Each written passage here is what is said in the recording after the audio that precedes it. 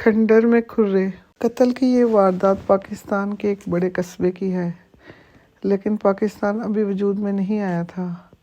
انگریز کی حکومت تھی اور انگریز افسر تھانے داروں کے سروں پہ سوار رہتے تھے۔ پولیس اپنے فرائض تندہی سے پورے کرے اور کوئی تھانے دار اپنے اختیارات کا ناجائز استعمال نہ کرے۔ میں ایک قصبے کا SHO تھا۔ ایک روز صبح سویرے ایک کانسٹیبل نے مجھ کو آ کر میرے گھر میں جگایا اور یہ اطلاع کی کہ چودھری اکرم قتل ہو گیا ہے۔ اس کی اطلاع آئی۔ یہ اطلاع چودھری اکرم کے قتل کی نہ ہوتی، کسی بہت ہی چھوٹے اور غریب آدمی کے قتل کی ہوتی تو بھی فوراً میں تھانے پہنچتا، لیکن چودھری اکرم کا نام سن کر میں نے سوچا کہ مجھ کو پڑ لگ جائیں اور میں اڑ کے تھانے پہنچوں۔ یہ میں نے اس واسطے سوچا کہ چودھری اکرم قصبے کی چند ایک بڑی اور چیدہ شخصیتوں میں سے تھا۔ میری اس کے ساتھ بہت اچھی جان پہچان تھی۔ میں نے جان پہچان کہا ہے، دوست نہیں کہا۔ قصبوں کی یہ شخصیات اللہ کی خوشنودی کے بعد پہلے تھانے داروں کی خوشنودی حاصل کرتی تھی، اور ان کا طریقہ یہ تھا کہ یہ لوگ دوسرے تیسرے دن تھانے آ کر تھانے دار کو سلام کرنا اور غلاموں کی طرح جھک کر دو چار باتیں کرنا اپنا فرض سمجھتے تھے۔ کوئی تھانے دار حرام خور ہوتا تو یہ لوگ اس کے منہ میں ہڈی دیتے رہتے تھے۔ ان چند ایک افراد میں سے جن کی زندگی بدمعاشوں اور غلط حرکتوں میں گزرتی تھی، وہ اپنے علاقے کے تھانے دار کو اور ہی زیادہ خوش رکھتے تھے۔ چودھری اکرم ایسے ہی چند ایک افراد میں تھا۔ تھانے دار ان سے خوش رہتے تھے، بوقت ضرورت انہیں مخبر کے طور پہ بھی استعمال کرتے تھے۔ دراصل یہ لوگ پولیس کے بڑے پکے مجرم ہوا کرتے تھے۔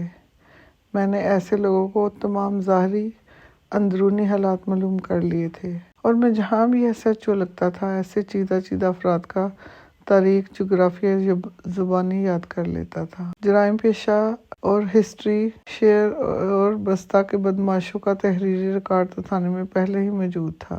چودھری اکرم کی بابت بھی میں نے اندر اور باہر کی ساری باتیں مخبروں سے حاصل کر کے اپنے ذہن کے ریکارڈ میں محفوظ رکھی ہوئی تھیں۔ مجھ کو معلوم تھا کہ چودھری اکرم قصبے کا ایک امیر کبیر آدمی ہے۔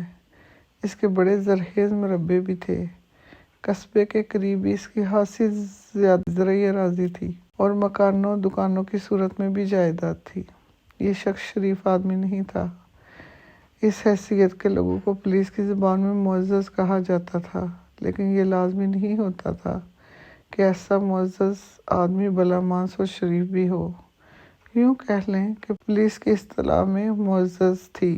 چودھری اکرم کی بابت مجھ کو یہ بھی معلوم تھا کہ تقریباً 1 سال پہلے اس نے پہلی بیوی کی موجودگی میں ایک نوجوان لڑکی کے ساتھ شادی کی تھی۔ چودھری اکرم کی عمر 45 سال سے کچھ زیادہ ہی ہوگی، کم نہیں تھی۔ اس کی پہلی بیوی کی عمر چودھری سے 2-3 سال کم ہوگی۔ اب اس کے گھر میں 2 بیویاں تھیں، ایک پرانی اور ایک نئی۔ اس کے قتل کی اصطلاح پہ پہلا خیال میرے دماغ میں یہ آیا کہ یہ وہ آدمی ہے جس شخص کا قتل کا باعث یہ دوسری شادی ہے۔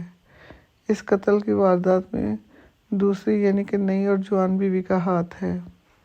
میں تھانے پہنچا۔ وہاں ایک تو 17-18 سال کی عمر کا ایک لڑکا جو ہچکیاں لے لے کے رو رہا تھا، یہ مقتول کا بیٹا تھا اور یہی مقتول کی کل اولاد تھی۔ اس کے ساتھ نمبردار تھا اور ایک معزز آدمی بھی آیا۔ میں نے اپنے دفتر میں داخل ہوتے ہی پوچھا، چودھری صاحب پر ہاتھ ڈالنے کی جرأت کس کو ہوئی ہے؟ میں حیران ضرور تھا، لیکن اس شخص کے قتل پر مجھے کوئی خاص افسوس نہیں ہوا تھا، اس واسطے کہ ایسے لوگوں کا انجام عام طور پہ ایسا ہی ہوتا ہے۔ مجھ کو یہ معلوم تھا کہ چودھری اکرم نے 2 پیشہ ور گنڈے اپنے ساتھ رکھے ہوئے تھے جو اس کی باڈی گارڈ بھی تھے، اور کسی کو ڈرانا دھمکانا ہوتا تو چودھری ان کے ساتھ تھا۔ ان میں سے ایک نعیم احمد تھا جو نامہ کے نام سے مشہور تھا، اور یہ میرا مخبر بھی تھا۔ دوسرے کا نام شیرا تھا، اس کا پورا نام مجھے یاد نہیں۔ یہ بھی مشکوک چال چلن کا بدمعاش تھا۔